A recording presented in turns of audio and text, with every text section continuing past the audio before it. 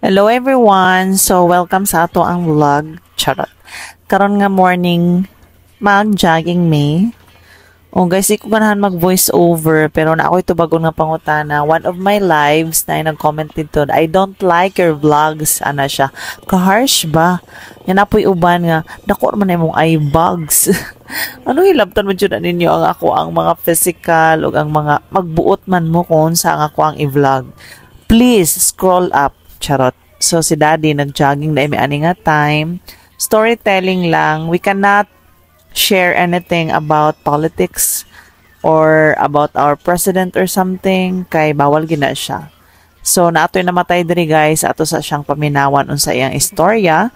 Kaya ako siyang gipahimo og report nga bawal mag-amping inig mo agi dinhi kay kabalo na mo na ay disgrasya nga nahitabo wa mi kabalo nga nung namatay to si tatay pero nahulog siya diri.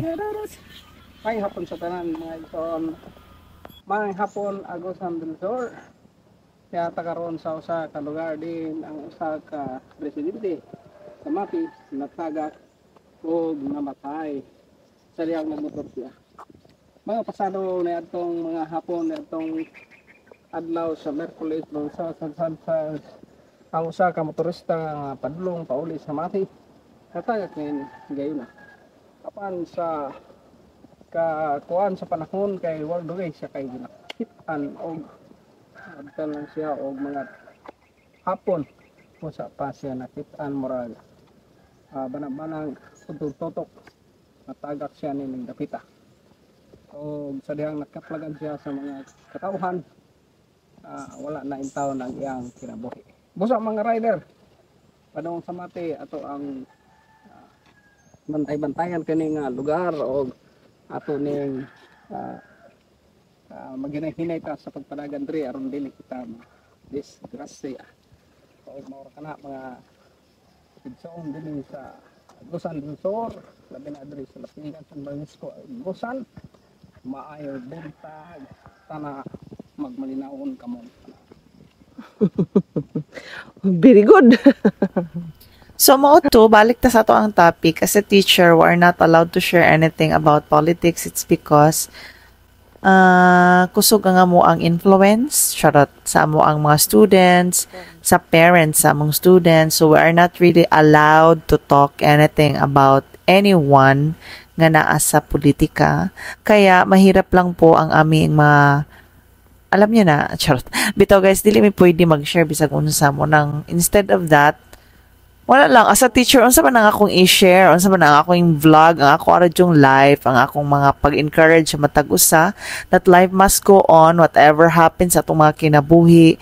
O I think as a teacher, I know a lot of teachers struggles a lot.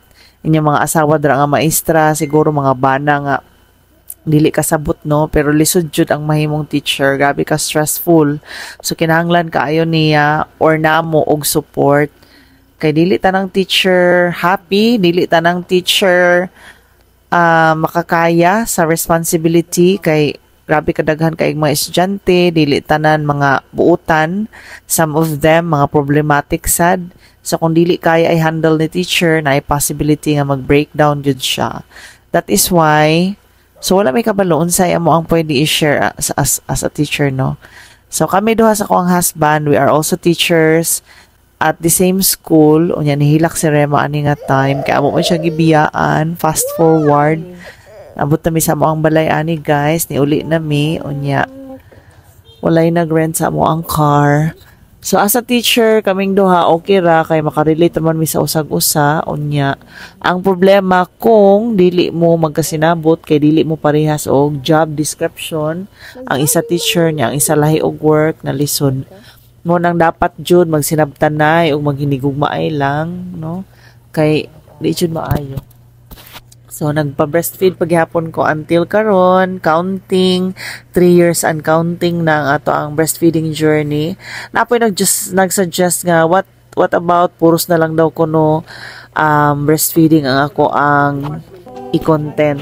So, dili po siya pwede guys. I've explained that many times sa ako ang mga uban nga vlogs or videos. So, pagkagabi di ani, kay nangadto mi sa usa ka gathering sa mga young people. kay magdespedida si Kuya Bambam kay maglakaw siya. So nami sa San Fran sa ani sa bungtod ug dali rasan mi didto kay ang mga bata ay alas 10:38 na ang mga bata kinahanglan na mo na ulion. And tulog na si Rema tapos nag-breastfeeding ko. So actually I enjoyed breastfeeding a lot and I really wanted also to encourage a lot of moms to do this, to breastfeed our kids despite sa kalisod. Mao lang to. Bye everyone. I hope you are encouraged.